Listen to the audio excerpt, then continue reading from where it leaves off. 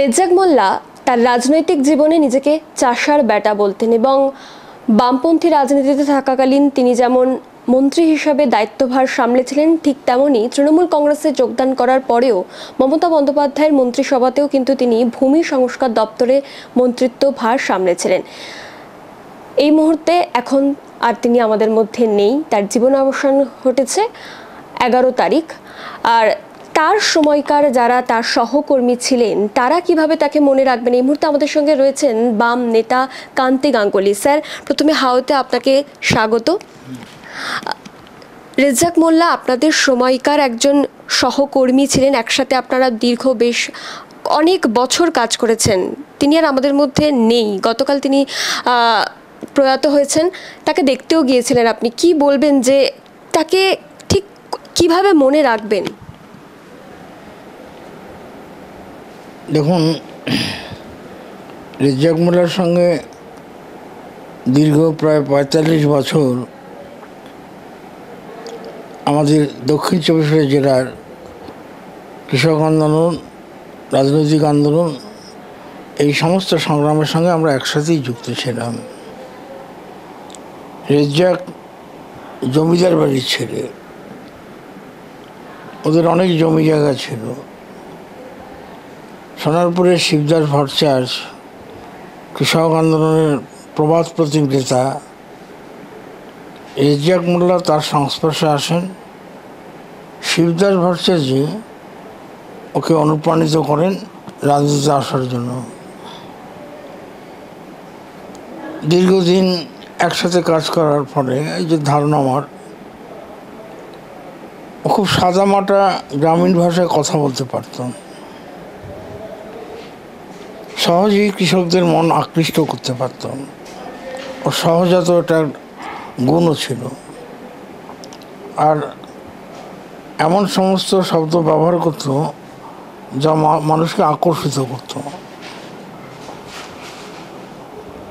সেই রেজ্জাক মোল্লাই দীর্ঘদিন বাম আন্দোলনের সঙ্গে যুক্ত থাকার ফলেও মাঝে মাঝে শেষের দিকে আলটপকা বক্তব্য রাখত, যেটা আমাদের পার্টি কখনো অনুমোদন করে না। পার্টিতে থাকবো, পার্টির বিরুদ্ধে কথা বলবো, এটা হয় না। শেষ দিকে এগুলো হতে হয়েছিল। তারপর তো পদস্খলন ঘটলো, তৃণমূল কংগ্রেসে যোগ দিল, মন্ত্রিত্বও পেল।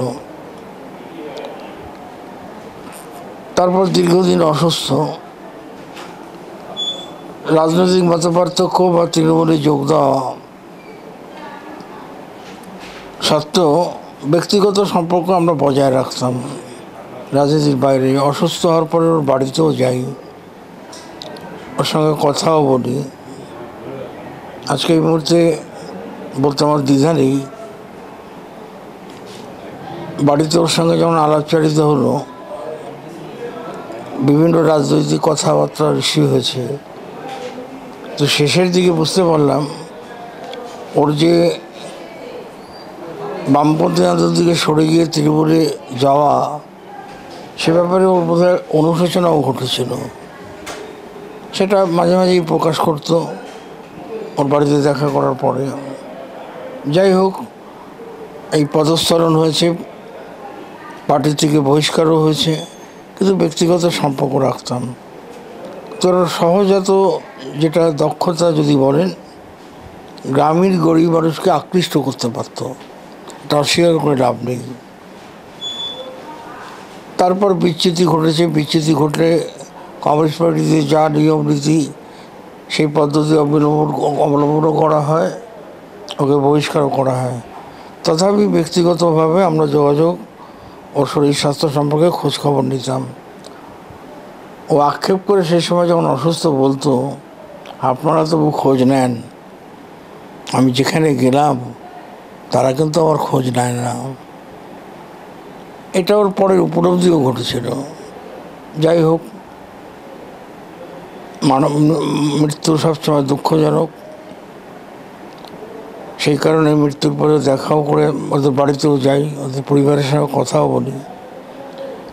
তবে শেষ জীবনের এই বিচ্যুতি,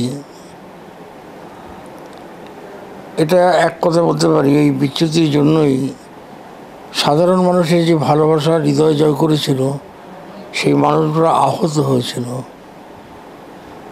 যাই হোক, এ নিয়ে আর কথা বলতে চাইছি না। একটা বন্ধুর মৃত্যু ঘটেছে, তার পদস্খলন ঘটেছে। পদস্খলন ঘটার পরে তার সঙ্গে রাজনৈতিক সম্পর্ক ছিল না, কিন্তু ব্যক্তিগত সম্পর্ক রাখতাম, খোঁজখবর নিতাম, এইটুকুই বলা যায়। আর কোনো এমন ঘটনা মনে পড়ছে যেটা তার সাথে সেই আপনাদের বামপন্থী রাজনীতিতে থাকাকালীন কোনো বিশেষ মুহূর্ত যেটা আজকের খুব বেশি করে মনে পড়ছে? দেখুন, এরকম অনেক ঘটনাই আছে। তৃণমূলের আরাবুল বাইরিওকে প্রচণ্ডভাবে মারধর আহত করে, আরএনটিগড় হাসপাতালে ভর্তিও হয়। পার্টির সর্বোচ্চ নেতৃত্বকে দেখতেও আসে। পার্টি ওকে যে সম্মান মর্যাদা দিয়েছে, সেই সম্মান মর্যাদা শেষ পর্যন্ত রাখতে পারেনি। এটা দুঃখজনক, এবং ওর রাজনৈতিক জীবনে এটা বোধহয় সবচেয়ে চরম যদি বলেন, এটা ওর বিচ্যুতি। সেই বিচ্যুতিকে অস্বীকার করা যাবে না। স্বাভাবিক কারণে পার্টি তার নিয়ম শৃঙ্খলা অনুযায়ী তাকে বহিষ্কার করে। ওর শেষ দিকের আচরণ বামপন্থী আন্দোলনের সঙ্গে সাযুজ্যপূর্ণ নয়। প্রতিক্রিয়া শক্তির সঙ্গে আত্মসমর্পণ, এইটা সঠিক কাজ করেনি। তথাপি মৃত্যুর পরে তো সব কিছু হারিয়ে যায়। যে 40-45 বছর রাজনৈতিক জীবন একসঙ্গে, সেই স্মৃতি নাড়া দেয়, সেটা উজ্জ্বল ছিল। তারপরে তো ম্রিয়মাণ হয়ে গেল যখন তৃণমূলের সঙ্গে যুক্ত হওয়ার পরে। তৃণমূলকে ব্যবহার করেছে, তারপর ছুঁড়ে ফেলে দিয়েছে। আর শেষ জীবনে তিনি নিজেও আক্ষেপ করেছেন, আপনিও বললেন যে শাসক দল যেখানে তিনি ছিলেন তারা কেউ তাকে খোঁজ নেয়নি, যেটা তিনি আক্ষেপও করেছিলেন। সেটা সে আক্ষেপ আমার সামনে করেছিলেন, অস্বীকার করে লাভ নেই। তিনি যে ভুল করেছিলেন সেই উপলব্ধিটা শেষ জীবনে এসছে। তিনি তো শেষ জীবনে রাজনীতি থেকেই অনেকটা দূরে সরে গিয়েছিলেন। শরীর স্বাস্থ্যও ভালো ছিল না, আবার হয়তো প্র্যাকটিক্যালি বললাম তৃণমূলকে ব্যবহার করেছে, দাবার গুটির মতো ব্যবহার করেছে। সেইখানেই ওর দুর্বলতা, অক্ষমতা, দূরদৃষ্টিতার অভাব ঘটেছে।